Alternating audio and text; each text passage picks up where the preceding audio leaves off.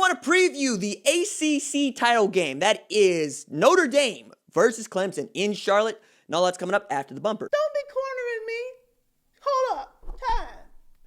You gotta help me with that corner shit.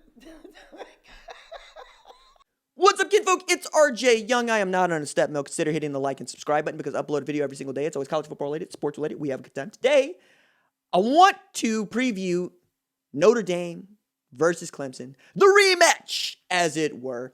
Notre Dame won that first game 47-40 in double overtime against an undermanned Clemson team. Trevor Lawrence was out due to COVID-19, and Clemson was out 3 starters on defense, including Tyler Davis, Mike Jones, and James Skalski. That is 3 starters, not just on your defense, but inside your front 7. Still, true freshman quarterback and star DJ Uiagalelei threw for 439 yards and 2 touchdowns. Ridiculously great game for him in just his second ever start after leading Clemson to a come-from-behind victory against Boston College in his opener. I believe that DJ is going to be a better quarterback than Trevor Lawrence, and that's saying something, as Trevor Lawrence has been one of the better quarterbacks in all of college football since the day he took over as the starter for Kelly Bryant Clemson and led Clemson to that national championship in his true freshman season. Notre Dame is 10-0. They have not suffered a loss. They've played some close games. They've had some inexplicably close games. I mean, Louisville comes to mind there. That's a bad Louisville team that turned into a baseball game against the Irish. On the other hand, Notre Dame's got the best win in all of college football, knocking off the previously number 1 ranked Clemson Tigers. Clemson is 7-1. Again, it has looked like a juggernaut outside of that game.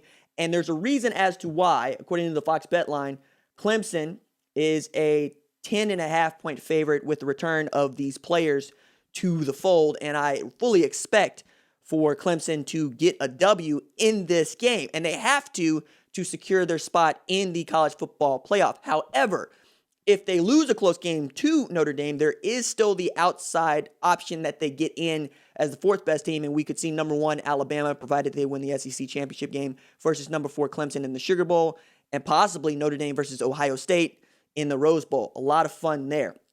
Some other things to keep in mind as we talk about Clemson and what that actually means. It's Notre Dame's first and probably only opportunity to win the ACC championship, and its first and only conference championship. It's a rare opportunity, as Brian Kelly said earlier on Sunday. Now, we've all wanted to see Notre Dame, and for that matter, BYU, join a conference. It seems to have benefited Notre Dame to have been married to the ACC for at least this 1 year, because nobody is having a conversation about whether or not Notre Dame deserves to be in a playoff when they didn't play in a conference. And I find that to be interesting. And I wonder what it would take for them to want to make this a permanent affair, but they would lose games against USC. They would lose perhaps games that we would all want to see them play across the country. And one of the ways in which they fundraise and are so good at fundraising is holding these games all across the country, where you can get not just alumni, but Subway alumni, supporters of Notre Dame football, showing up for those rare opportunities to see the Fighting Irish play.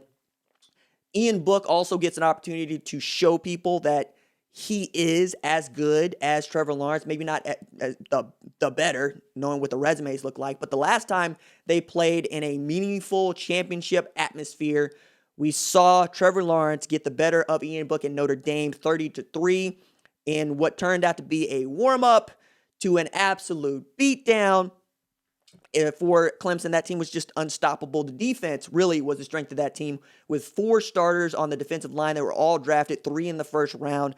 Ridiculously awesome team. Now, on the other hand, we're talking about Ian Book, who has grown and become I think a different quarterback. Going in this year, I wanted to know, is he good or is he just Yankee Jank Fromm, right? Because Notre Dame has been right there, and he's one of the winningest quarterbacks in Notre Dame history. And as an athlete, I think he's the best quarterback that I've seen at Notre Dame probably in the last 20 years. And I'm including the likes of Brady Quinn, Brandon Wimbush, and Everett Gosen in that conversation. I really enjoy watching Ian Book play, particularly when he's on the move. Put him out in space and let him cook, and they're going to be pretty good. They are becoming tight end U if they aren't already. Outstanding offensive line.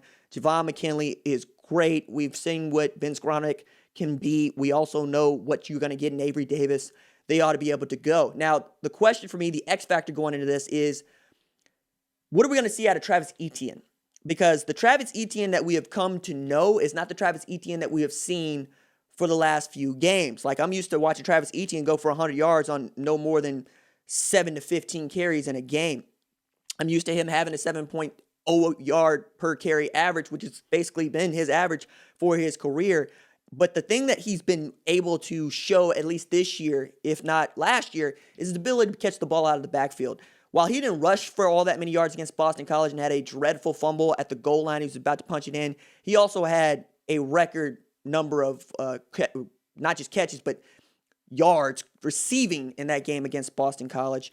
And he's able to add that dimension to his game in a year in which they don't have Justin Ross, right? That's the thing that we've kind of forgotten about. We haven't actually nailed to the wall, but watching Cornell Powell come on has been tremendous.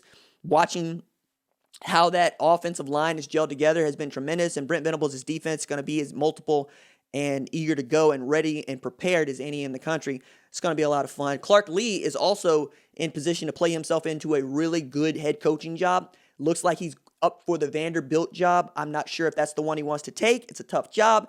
They have said they wanted an offensive-minded coach. He's obviously a defensive coordinator, but Illinois is open now. Arizona's open now. I'm sure there are going to be a few others open, along with Auburn. And he might get looked for that. And a win against Clemson to secure a spot, not just in the playoff, but probably the number 2 ranking going into the playoff, would be tremendous for his resume and that of Notre Dame's. The other part about this that I want to discuss is Brian Kelly, who has been able to remake his offense and remake the image of Notre Dame football on these on-again, off-again years. I mean, going back to 2012, they're putting in the national championship game. We didn't think they were very good. They got beat down. Going into New Year's 6 games has not been their strong suit. This is a big deal for him to be able to go get a for-real title, even if it's a conference title. I think it's going to be tremendous for him at Notre Dame. Being able to say, look, we can get it done here, and we can win championships. We can get all the way to the top of the mountain is going to be, well, what we talk about, right? Because we've all thought of Brian Kelly as being a great coach. Now he has an opportunity to really cement his name next to the like of Nick Saban, next to the likes of Dabo Swinney, next to the likes of even, I mean, dare I say it, Bob Stoops. All right, so like, that's the other part about this. Win a national championship right there with Bob, right? That's what it is. Like Ed Orgeron, right there with Bob. He's got one. Right? And I think Bob Stoops had been the standard for coaching excellence for so long. And then Nick Saban decided to show y'all how this is really done as soon as he got it to Alabama. Also, bear in mind that 2003 team beat Oklahoma for a national championship. Nick Saban's been doing this all along. It's just Nick Saban's got so many national championships that he's in a stratosphere unto himself. But I'm looking at some of these coaches that have one national championship or 2 or 3 national championships, but mostly one, and going, who's up there? Les Miles is up there, but I don't know that Kansas is going to be what it is for him, man. Like, that's a tough job. It's just ridiculous. It's awesomely hard. Jimbo Fisher's also looking at this game very closely and hoping that Notre Dame beats Clemson by several touchdowns, because that might open up an opportunity for them to be the representative in the 4-team playoff. Maybe they get another shot to get beat down by Bama. We'll see. All right, that's it for me. Deuces.